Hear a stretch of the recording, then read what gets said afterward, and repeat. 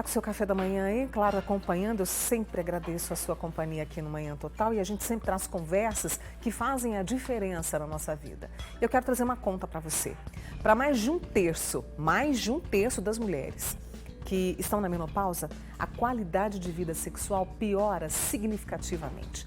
Há um desconforto, há dor, e isso acaba trazendo o quê? Tristeza, a autoestima vai lá para baixo. E aí, até ali no relacionamento, há um afastamento. Eu vou conversar agora com a doutora Thaís França, que é ginecologista, também sexóloga, trazendo pra gente esse tema, pra gente tomar um cafezinho e falar as claras. E realmente piora bastante, e isso atrapalha tudo. E por que essa piora?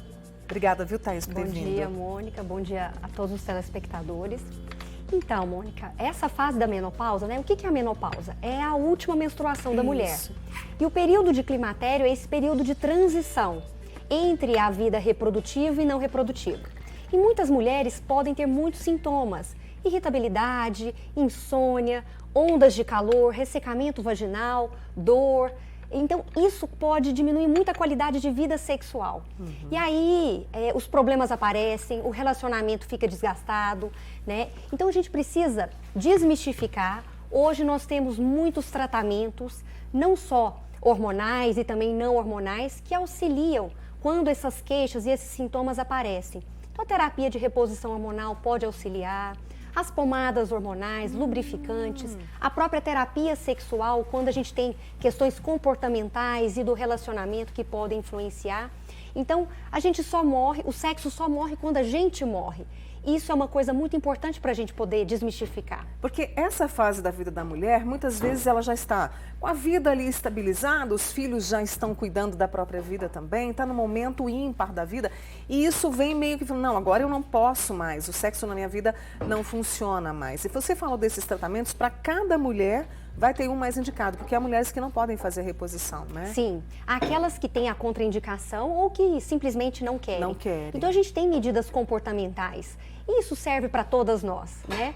Então, alimentação adequada, prática de atividade física, controle do estresse. Hoje os estudos estão batendo muito em cima disso, controle do estresse. Então, psicoterapia, yoga, meditação, acupuntura, o encontro com os amigos. Então, é muito importante a gente entender. É claro que essas medidas comportamentais são importantes em todas as fases da vida, mas existem fases específicas que os estudos mostram que a mudança comportamental faz toda a diferença.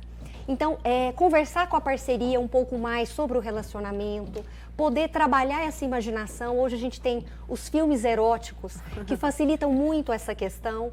E aí as medicações hormonais e não hormonais, dependendo de cada queixa feminina. Você falou de filmes, temos até livros também, né? Que a tratam literatura essa. é A literatura fantástica. é fantástica, né? E a literatura ajuda muito com a imaginação, né? Exatamente. Thaís, e tem outra questão também, porque nessa fase da vida da mulher o corpo muda bastante. É como se a gente não se reconhecesse mais. E também lidar com isso, porque olha tanta coisa que a mulher tem que lidar nessa fase da vida, sabe? E ela não pode abrir mão, né, dessa qualidade, desse pilar tão importante. E ainda tem isso, essa forma de lidar com esse novo corpo. Sim, e é muito importante entender essas transformações, porque com a queda hormonal há uma mudança na distribuição de gordura. Então a gordura feminina, que é periférica, ela vem para a parte mais central. E isso tem uma questão que a gente precisa desmistificar, porque o acúmulo de gordura abdominal central aumenta risco cardiovascular.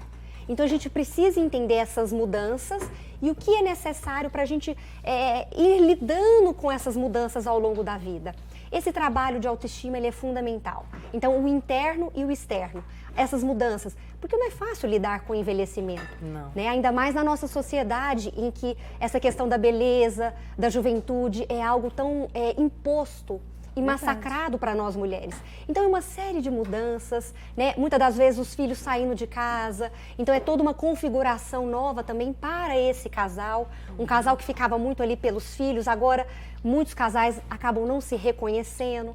Então são muitas mudanças que a gente precisa entender. E como trazer este parceiro, esta parceira para este momento da vida, assim, como trazer e E não ficar até mesmo com vergonha, porque a gente tem isso, né? O ser humano ele tem medo de expressar as suas emoções, o que ele está sentindo. Como fazer com que isso fique mais fácil? Você que trabalha tanto com terapia, né, de sexual, assim. É difícil porque as pessoas têm muito medo do julgamento, né? Medo de serem julgadas. Mas não tem nada mais importante do que o diálogo. Porque eu só vou saber o que a outra pessoa realmente sente se houver um diálogo ali. E não é um cabo de guerra, é um diálogo para a gente tentar entender. Poder falar aquilo que está incomodando, aquelas angústias, entender que o relacionamento são várias as questões que vão influenciar. E é importantíssimo que esse casal tenha tempo de qualidade. Isso é um termo que eu gosto muito, porque tempo de qualidade hoje é muito difícil, né? Hoje o tempo está tão corrido. Mas se a gente não consegue parar, olhar nos olhos, tentar entender, voltar a resgatar aquele início de relacionamento, é fundamental para que a gente possa ter uma sexualidade de qualidade. E, Mônica, uma coisa que é muito importante, não é resgatar aquela sexualidade de 15, 18, 20 anos. É hoje, frente às nossas mudanças, o que a gente pode fazer de diferente e com qualidade. Qualidade e não quantidade. Com também, certeza. Né? Eu tenho aqui algumas amigas, né, que estão passando por isso. Olha, eu vou preservar essa minha amiga aqui, eu vou preservar o nome dela. Passo pela menopausa, 27 anos de casamento e podemos sim ser ativas sexualmente até melhores do que éramos. A fase é chata, mas é possível ficar bem. Adorei. É a Eugênia, vou até falar aqui o nome dela. E muito interessante, só para complementar, existe um termo, já ouviu falar com certeza, que é a idade da loba. Sim. Que é aquela mulher ali entre os 40 e 55 anos. E o que a gente escuta muito da grande maioria dessas mulheres? Doutora, eu não troco a minha vida sexual de agora para aquela anterior de 20 e poucos anos. E é muito interessante. Aí você pensa assim, mas nessa fase há uma diminuição hormonal, né? Todo mundo acha que a testosterona é a única possibilidade para se ter uma sexualidade adequada, né? E por que essa mulher relata isso? Porque com a maturidade a gente acaba entendendo que a gente precisa estar ali no sexo por nós, enquanto seres humanos e enquanto mulheres, e não apenas pelo outro. Porque lá, novinhas, fica assim aquela ideia de desempenho, eu tenho que performar, eu preciso fazer isso. São tantas cobranças que não deixam a mulher estar ali presente, sentindo. E sexo é momento, sexo é sentir. Então a maturidade nos possibilita essa visão de estar ali pelo prazer, e não tem nada melhor para o nosso prazer e orgasmo do que ser livre. E aí, a Fernanda estava até comentando comigo aqui, o pessoal todo prestando atenção, o autoconhecimento. Porque nessa fase da vida a gente já tem uma noção de quem somos e o que queremos. Sim. Um pouco maior, né? Pouco maior, eu acho né? que essa questão da maturidade é um processo contínuo, constante e eterno. Principalmente para quem está disposto ou disposta a realmente se descobrir. Então, com certeza, com o tempo, né, e a solidificação, e não tem nada mais interessante para o desejo feminino do que a intimidade. Os estudos mostram isso. Trabalhar intimidade, trabalhar vínculo, se sentir acolhida num ambiente com permissão, não tem nada mais importante do que isso para o prazer, e de homens e mulheres. Então é muito importante a gente entender isso. E a turma está participando, viu? Nas nossas redes sociais a gente tem aqui, olha, Fernanda, eu vou precisar da sua ajuda para poder... Ó, a maioria das mulheres perde o desejo depois dos 30? É uma pergunta que veio pelas nossas plataformas digitais. Me fala o nome, Fernanda. É um homem. Ele afirmou isso, desculpe. Gente, é porque eu não estou enxergando aqui, então a Fernanda está me soprando, tá? O comentário desse nosso amigo. Ele falou que a maioria das mulheres perde o desejo depois dos 30, é uma percepção dele. Sim.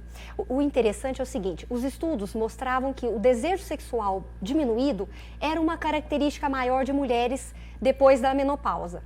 Mas hoje a gente tem percebido cada vez mais cedo mulheres com essa queixa. E vários são os fatores, porque o desejo sexual ele é multifatorial.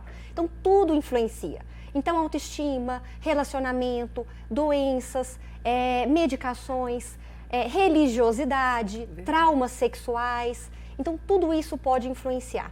E nós mulheres sempre temos uma ligação vinculada à sexualidade como algo mais negativo do que positivo.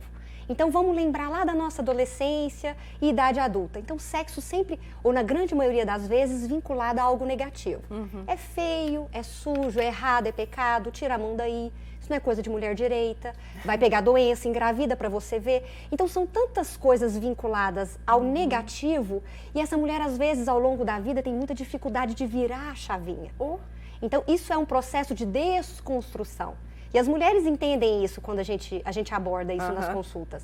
Então, tendo a queixa sexual, procure o ginecologista, ele vai descartar causas orgânicas, doenças físicas, uso de medicações, anticoncepcional, uma série de questões.